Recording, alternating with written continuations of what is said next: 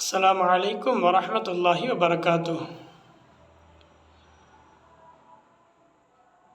இன்று ஜும்மாவுடைய தொழுகை பற்றி தங்களுக்கு முன்னால் சொல்லப்படும்.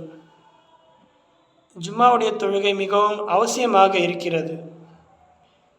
நம் எல்லோருக்கும் தெரியும், எல்லா தொழுகையும் விட, எல்லா நாட்களை விட ஜும்மாவுடைய தொழுகை நாள்தான் நாம் மிகவும் அதிகமான கண்ணியம் கொடுத்து நாம் போய் தொழுகிறோம்.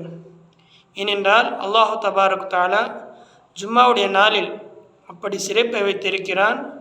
அதனால்தான் அல்லாஹு தபாரக் தஆலா ஜும்மாவுடைய நாளை ஒரு சிறப்பாக நம் எல்லோருடைய மனதில் அது சிறப்பாகவும் அந்த எண்ணத்தை நம்முடைய உள்ளத்தில் அல்லாஹு தபாரக் தஆலா செலுத்தியிருக்கிறான். இப்படிப்பட்ட ஜும்மா நாளில் நாம் ஜும்மாவுடைய தொழுகைக்காக எப்போது இருந்து நாம் அதற்கான தயாரிப்பு செய்ய வேண்டும். ஜும்மாவுடைய பாங்கு சொல்லப்பட்டால் நாம் நம்முடைய வியாபாரமோ நாம் செய்கின்ற வேலையோ நாம் அதையெல்லாம் விட்டு ஜும்மாவுடைய தொழுகைக்காக தான் நாம் செல்ல வேண்டும். அது இல்லாமல் பாங்கு சொன்ன பிறகும் நாம் நம்முடைய வேலையில் இருந்தால் நம்முடைய வியாபாரத்தில் எந்தவித பரக்கத்தும் வராது. அல்லாஹு தபாரக் தஆலா எந்த ஒரு உதவியும் செய்ய மாட்டான். ஏனென்றால் நபி ஸல்லல்லாஹு அலைஹி வஸல்லம் அவர்கள் கூறியிருக்கிறார், ஜும்மாவுடைய நாளில் பாங்கு சொல்லப்பட்டால் நீங்கள் பள்ளிவாசலுக்கு செல்லுங்கள். நபி ஸல்லல்லாஹு அலைஹி வஸல்லம் சொன்ன பிறகும் நாம் நம்முடைய வியாபாரத்தில் இருந்தால் எப்படி அல்லாஹு தபாரக் தஆலா நம்முடைய வியாபாரத்தில் பர்க்கத்தை தருவார். அதற்காக தான் ஜும்மாவுடைய நாளில் பாங்கு சொல்லப்பட்டால் நம்முடைய வேலை என்ன என்றால் நாம் மசூதிற்கு செல்ல வேண்டும். ஆனால் அல்லாஹ் மன்னிக்க வேண்டும், அந்த நாளில்தான், அந்த ஜும்மாவுடைய நாளில் பாங்கு சொன்ன பிறகுதான் நிறைய பேர்கள் குளிக்கப் போகிறார்கள், நிறைய பேர்கள் உசுல் செய்ய போகிறார்கள். அப்போதான் உசுல் செய்ய வேண்டுமா, அப்போதான் குளிக்க வேண்டுமா?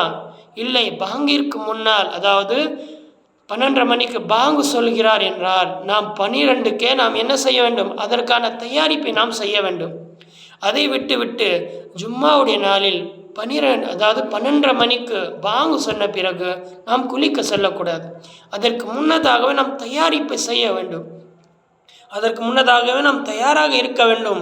பாங்கு சொன்ன உடனே நாம் உடனே மசூதிற்கு செல்ல வேண்டும். அப்படி தயாராக இருக்க வேண்டும். அப்போதுதான் அல்லாஹு தபாரக் தஆலா ஜும்மாவுடைய நாளில் அந்த சிறப்பை நம்முடைய அமல் நாமாவில் எழுதுவான். அதற்காக நாம் என்ன செய்ய வேண்டும், பாங்கு சொல்லப்பட்டால் உடனே நாம் என்ன செய்ய வேண்டும், மசூதிற்கு செல்ல வேண்டும்.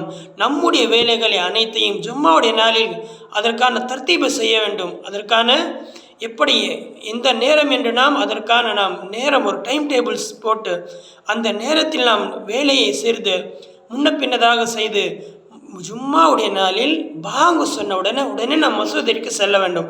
அப்படி தயார் நாம் செய்து கொள்ள வேண்டும். ஒரு கல்யாணத்துக்கு நாம் போகிறோம் என்றால் அதற்கு எப்படியெல்லாம் நாம் தயாராகி போகிறோம் ஒரு கல்யாணத்திற்கு. ஆனால் இது அல்லாஹ்வுடைய வீட்டிற்கு நாம் எப்படி தயாராகி செல்ல வேண்டும், எப்படியெல்லாம் செல்ல வேண்டும், அமல் செய்யலாமா? இன்ஷா அல்லாஹ். அல்லாஹு தபாரக் தஆலா நம் அனைவரையும் நாம் ஏதாவது கல்யாணம் காட்சி என்றால் எந்த அளவிற்கு நாம் அதற்கான முக்கியத்துவம் கொடுத்து நாம் தயாராக ஆகிறோமோ அதைவிட அதிகமான முக்கியத்துவத்தை இந்த ஜும்மா நாளில் கொடுப்பதற்கு அல்லாஹ் தௌஃபீக் செய்வானாக. ஆமீன். வாஹிர் தஅவானா அல்ஹம்துலில்லாஹி ரப்பில் ஆலமீன். அஸ்ஸலாமு அலைக்கும் வரஹ்மத்துல்லாஹி வபரகாத்துஹ்.